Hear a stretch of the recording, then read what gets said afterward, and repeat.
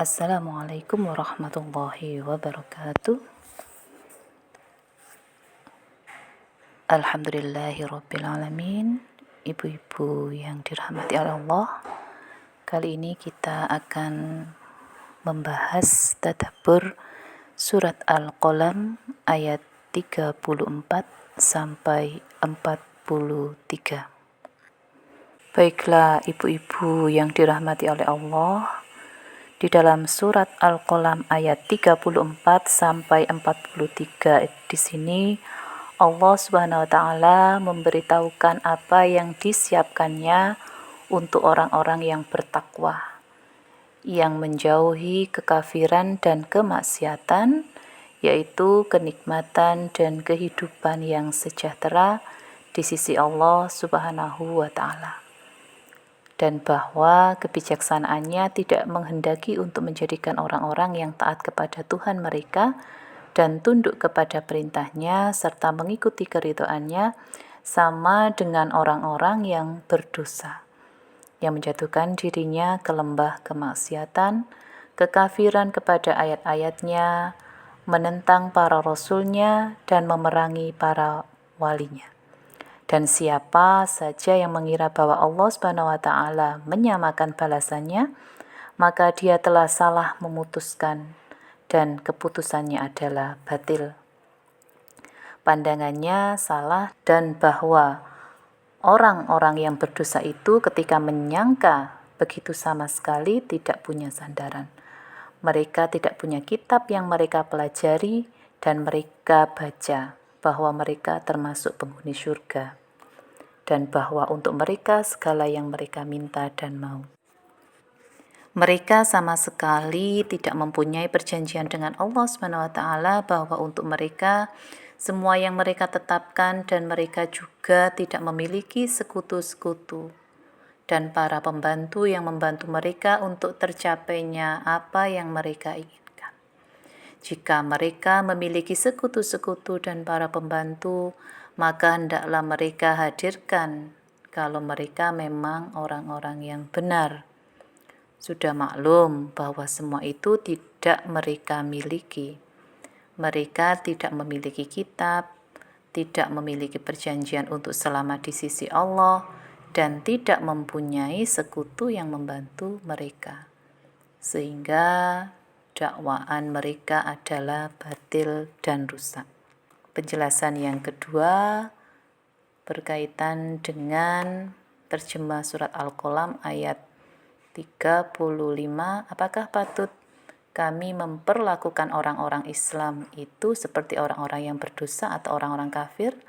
Maksudnya, apakah sama balasan yang disediakan Allah untuk masing-masing mereka? Tentu tidak sama.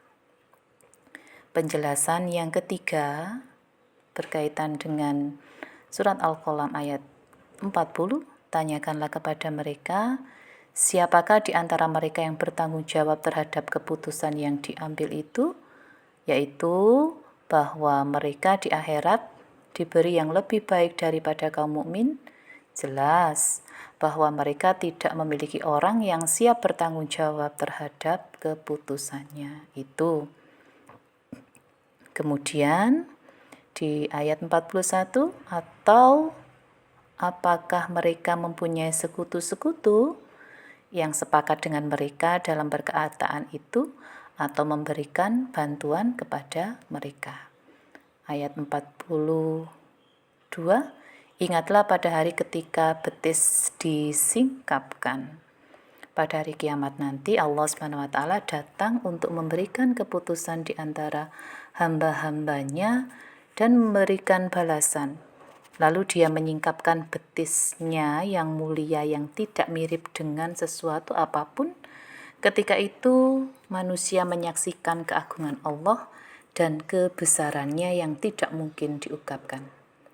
Ketika itu mereka dipanggil untuk sujud kepada Allah. Maka sujudlah orang-orang mukmin yang biasa bersujud kepada Allah dengan sukarela. Sedangkan orang-orang fasik dan orang-orang munafik pergi agar dapat sujud, namun mereka tidak sanggup untuk sujud dan punggung mereka tetap rata. Balasan seperti ini sesuai dengan amal mereka ketika di dunia. Karena ketika mereka dipanggil di dunia untuk sujud kepada Allah, mengesakannya dan beribadah kepadanya dalam keadaan sehat, namun mereka enggan dan sombong melakukannya. Maka Anda tidak perlu bertanya tentang keadaan mereka dan buruknya tempat kembali mereka. Karena Allah telah murka kepada mereka dan mereka telah tetap mendapatkan ketetapan azab dan terputuslah segala hubungan serta tidak bermanfaat penyesalan mereka. Dan tidak pula uzur mereka pada hari kiamat. Dalam ayat ini terdapat sesuatu yang membuat hati takut mengerjakan maksiat dan berusaha mengejar yang telah luput selagi masih ada waktu. Kemudian penjelasan berikutnya, dan mereka diseru untuk bersujud maka mereka tidak mampu seperti yang disebutkan di atas. Dijelaskan dalam Sahih Bukhari bahwa Rasulullah Shallallahu Alaihi Wasallam bersabda, fayakshifa an syaqihi fayasjuda lahu kullu mu'minin wa yabqi man kana yasjudu riya'an wa sum'atan fayadhabu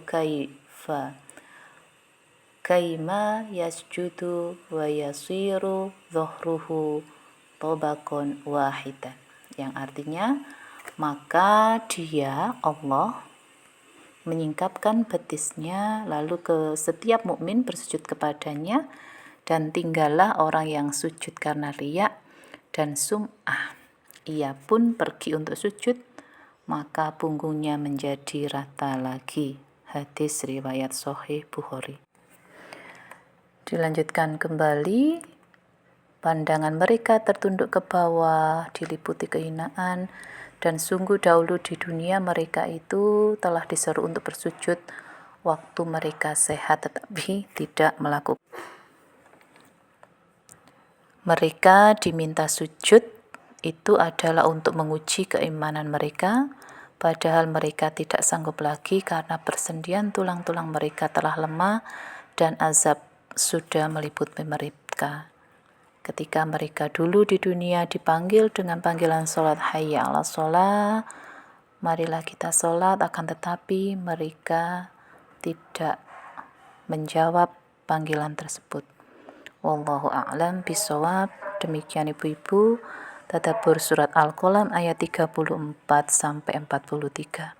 Semoga bermanfaat bagi kita semua. Nasrum minallah wa fathun qarib wa basyiril mu'minin. Assalamualaikum warahmatullahi wabarakatuh.